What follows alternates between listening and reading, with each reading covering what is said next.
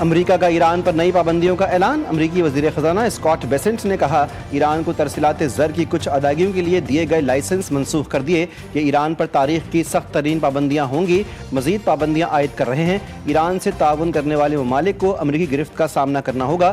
جو ایران کو معاشی سہارا دے گا اسے بھی نتائج کا سامنا کرنا پڑے گا۔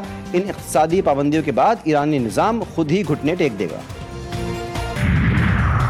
امریکہ کے بلند و بانگ دعووں اور دھمکی آمیز بیانات کو اب کوئی سنجیدگی سے نہیں لیتا۔ امریکہ معاشی طور پر ایسی پوزیشن میں نہیں کہ وہ دیگر ممالک کے ساتھ اپنے تعلقات کو مزید محدود کر سکے۔ اسپیکر ایرانی پارلیمنٹ باقر قالیباف نے کہا ایران کے تجارتی شراکت داروں نے واضح کر دیا ہے کہ وہ امریکی دھمکیوں اور بیانات کو اپنے فیصلوں میں کسی بھی طور پر خاطر میں نہیں لاتے۔ ایرانی سرزمین کو دشمن کی سازشوں کی آزمائش کا میدان ہرگز نہیں بننے دیا جائے گا۔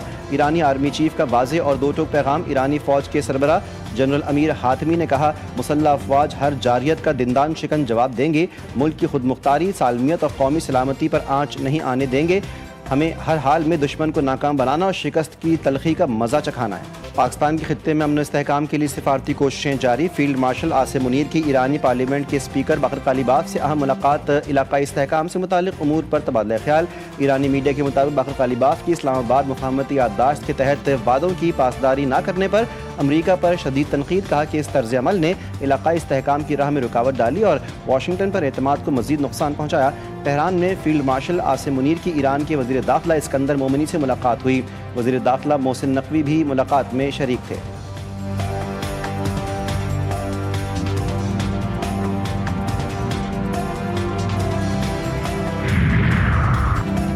فیلڈ مارشل کا ایران کا دورہ، بہترین تعلقات کا تسلسل برقرار۔ پاکستان خطے میں کشیدگی کے خاتمے کے لیے کوششیں کر رہا ہے۔ ترجمان ایرانی وزارت خارجہ اسماعیل بقائی نے کہا پاکستان، سعودیہ اور ترکیہ کی تجاویز ملی۔ فیلڈ مارشل عاصم منیر کا دورہ عمانی وزیر کے دورے سے منسلک نہیں۔ امریکی معاشی پابندیوں، بحری ناکہ بندی کو معاشی دہشت گردی قرار دیا۔ خبردار کیا کہ ہم طویل عرصے سے شطرنج کے کھلاڑی تھے لیکن حالیہ برسوں میں ہم پوکر کے بھی کھلاڑی بن چکے ہیں۔ اب ہم ان دونوں کا ملا جلا کھیل کھیل رہے ہیں۔ ایران کسی بھی جارحے کی شرائط پر جنگ کا خاتمہ ہرگز قبول نہیں کرے گا۔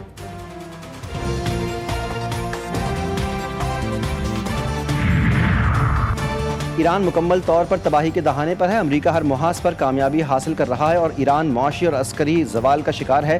امریکی صدر کا ایک اور مضحکہ خیز دعویٰ۔ ٹرمپ نے ایرانی اسپیکر سے منسوب ایک من گھڑت بیان شیئر کر دیا جس میں کہا گیا تھا کہ ہم بھوکے ہیں اور ہمارے لیے زندہ رہنا مشکل ہے۔ اسپیکر قالیباف کا امریکی صدر کو طنزیہ جواب۔ ٹرمپ کے انتخابی نعرے کو تبدیل کر دیا، لکھا میک امریکہ ہنگری اگین۔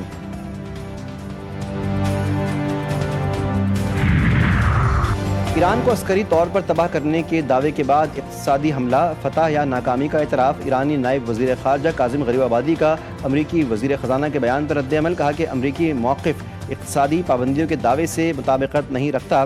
ایران کی فوجی صلاحیت ختم کرنے کا دعویٰ اقتصادی پابندیوں سے میل نہیں کھاتا۔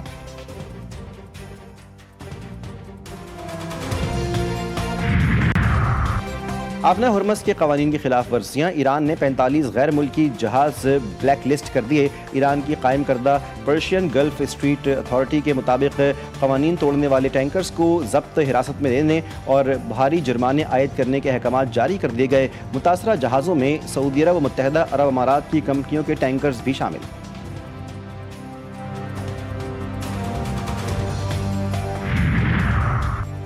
زیتون کی پیداوار اور برآمدات بڑھانے کا مشن۔ وزیراعظم نے نیشنل اولیو چین پالیسی کا اجرا کر دیا۔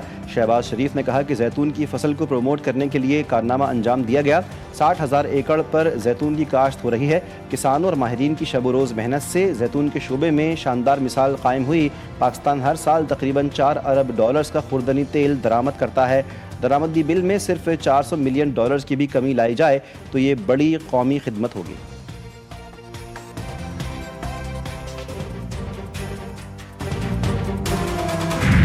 کراچی کے نوجوان تاجر میر رضا کے قتل کی تحقیقات۔ سندھ ہائی کورٹ نے میر رضا کی ہلاکت کی تحقیقات کے لیے جوڈیشل کمیشن تشکیل دے دیا۔ Chief justice Sindh high court نے جسٹس عمر سیال کو جوڈیشل کمیشن کا سربراہ نامزد کر دیا۔ حکومت درخواست پر چیف جسٹس ہائی کورٹ نے نوٹیفیکیشن جاری کر دیا۔ مقتول کے اہل خانہ کی جوڈیشل کمیشن کے قیام کے فیصلے کے خلاف درخواست دائر۔ تحقیقات کے طریقہ کار پر تحفظات کا اظہار۔ GIT بنانے کے لیے پٹیشن بھی فائل کر دی۔ سندھ ہائی کورٹ نے فریقین کو 31 اگست کے لیے نوٹس جاری کر دیے۔ جوڈیشل مجسٹریٹ شرقی واقعی میں میر رضا قتل کیس کی سماعت تفتیشی افسر نے رپورٹ جمع کروانے کے لیے عدالت سے مزید مہلت مانگ لی۔ عدالت کا تفتیشی افسر کی درخواست منظور کرتے ہوئے 7 سپٹمبر تک رپورٹ جمع کروانے کا حکم۔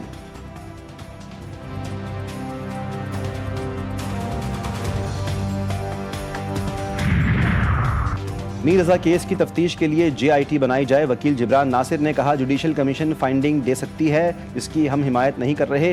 جو کام ہونا ہے تفتیش سے ہی ہونا ہے۔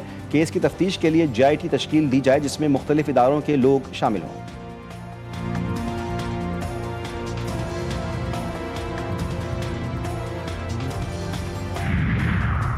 میر رضا کو انصاف دلانے کے لیے حکومت نے جوڈیشل کمیشن بنایا۔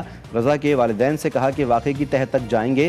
فیملی کو جوڈیشل کمیشن پر اعتماد کرنا ہوگا۔ میئر کراچی مرتضی وہاب کا کہنا ہے کہ اولاد کا بچھڑ جانا کسی بھی خاندان کے لیے بڑا غم ہے۔ جس نے یہ سفاک کام کیا اسے منظر عام پر آنا چاہیے۔ جس کا بھی جرم ہے اسے قانون کے مطابق سزا ملنی چاہیے۔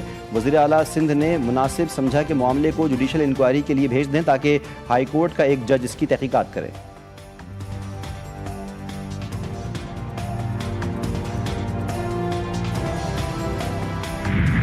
راولپنڈی کی ہنا جاوید کو منصوبہ بندی کے تحت قتل کیا گیا۔ مرکزی ملزم فیصل اصغر کے ملازم نے اعتراف کر لیا۔ پولیس کو بتایا کہ میاں بیوی کے درمیان جھگڑا ہو رہا تھا۔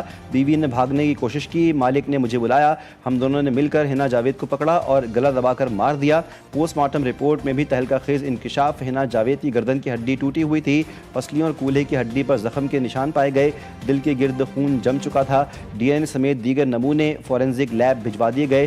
قتل کا مقدمہ مقتولہ کے بھائی کی مدیت میں درج ہے۔ مقتولہ کا شوہر اور گھریلو ملازم 3 دن کی جسمانی ریمانڈ پر زیر حراست ہیں۔ پیپلز پارٹی اور حکومت کے درمیان اختلافات بڑھنے لگے۔ قومی اسمبلی میں پیپلز پارٹی حکومت سے ہاتھ کر گئی، کورم پورا کرنے میں مدد نہ کی۔ پیپلز پارٹی اراکین ایوان میں آنے کے بجائے لابی میں بیٹھے رہے۔ پیپلز پارٹی کی رہنما شرمیلا فاروقی نے GTV نیوز سے گفتگو میں کہا پیپلز پارٹی نہیں تو پھر کورم بھی نہیں۔ قومی اسمبلی اجلاس کل صبح 11 بجے تک ملتوی۔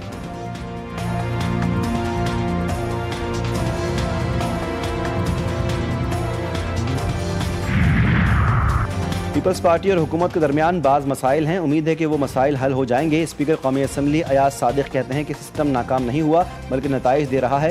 نظام کے بارے میں بہتر فیصلہ عوام کر سکتے ہیں۔ معاشی حالات پہلے انتہائی خراب تھے، وزیراعظم اور فیلڈ مارشل کی کاوشوں سے معاشی صورتحال میں بہتری آ رہی ہے۔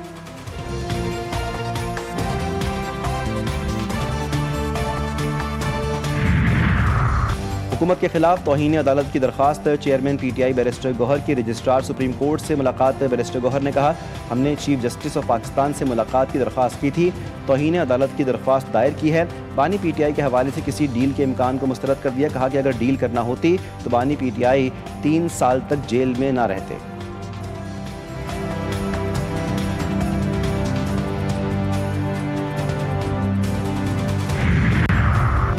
تحریک انصاف سے کوئی ڈیل نہیں ہو رہی، سیاست کو چھوڑیں، ملک کے لیے مثبت کام کو ترجیح دیتا ہوں۔ اسحاق ڈار کی لندن میں میڈیا سے گفتگو، کہا کہ عالمی قوانین ہیں کہ مغویوں کو تاوان دے کر نہیں چھڑوا سکتے، اگر پیسے ملنا شروع ہوئے تو بحری قزاق یہی کام شروع کر دیں گے۔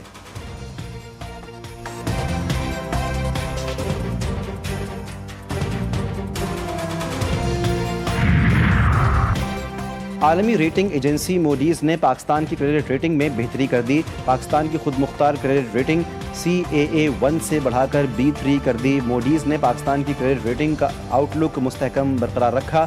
ریٹنگ اپ گریڈ پاکستان کی بہتر معاشی اور مالیاتی پوزیشن کا اعتراف ہے۔ B3 ریٹنگ پاکستان کی معاشی بحالی اور مالیاتی استحکام کی جانب اہم پیش رفت ہے۔ وزیراعظم شہباز شریف کا کریڈٹ ریٹنگ میں بہتری کا خیر مقدم، فیلڈ مارشل اور اسحاق ڈار کی کاوشوں کو سراہا۔ شہباز شریف نے کہا کہ کریڈٹ ریٹنگ میں بہتری عالمی اعتماد کا مظہر ہے، حکومت نے معیشت کے لیے مؤثر اقدامات کیے، عالمی اداروں کا اعتماد بڑھ رہا ہے، کریڈٹ ریٹنگ میں بہتری ثبوت ہے۔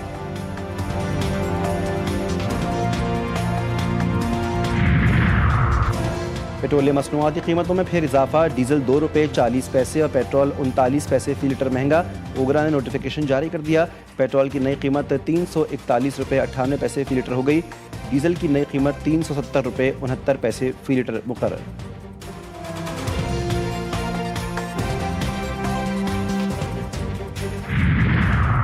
पेट्रोलियम मसनूआत पर लेवी के नाम पर लिया जाने वाला भत्ता नाकाबिल कबूल है। अमीर जमात इस्लामी पाकिस्तान हाफिज नईमुर रहमान कहते हैं कि अगर हुकूमत ने जालिमाना लेवी का खात्मा नहीं किया तो एहतजाज का दायरा बढ़ाने पर गौर किया जाएगा।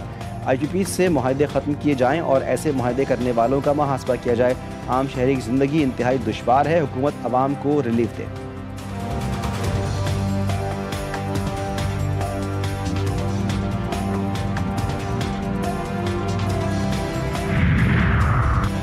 कराची के मुख्तलिफ इलाकों में एहतजाज के बाइस बदतरीन ट्रैफिक जैम, गोली मार, चौरंगी पर बिजली और पानी की बंदिश के खिलाफ एहतजाज, तमाम सड़कें बंद। लसबेला चौक के अतराफ ट्रैफिक रवानी मुतासिर। गुरुमंदिर नाजमाबाद चौरंगी पर शदीद ट्रैफिक जैम, शहरी घंटों ट्रैफिक में फंसे रहे।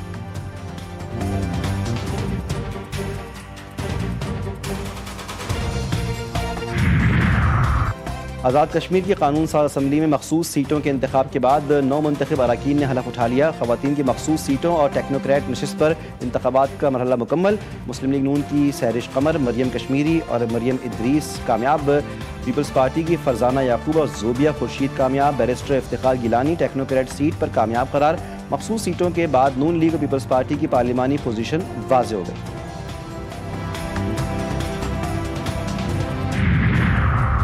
कराची में 60 लाख रुपए की डकैती, सफूरा चौरंगी के करीब बैंक के बाहर शहरी लुट गया। फुटेज GTV न्यूज़ ने हासिल कर ली। मुसल्लह मुल्जिमान रकम से भरे बैग को लेकर बासानी फरार। पुलिस के मुताबिक लियाकत नामी शख्स बैंक में 60 लाख रुपए जमा करवाने पहुंचा था। मुसल्लह मुल्जिमान ने मुज़ाहमत पर फायरिंग कर दी, जिससे बैंक में मौजूद 18 साल नौजवान जख्मी हो गया। DHA फेज़ 2 में डाकू गाड़ियों की तादाद से 40 लाख रुपए छीन कर फरार। मुल्जिमान बैंक से ही ताक़ुब करते रहे और दफ्तर के करीब वारदात की।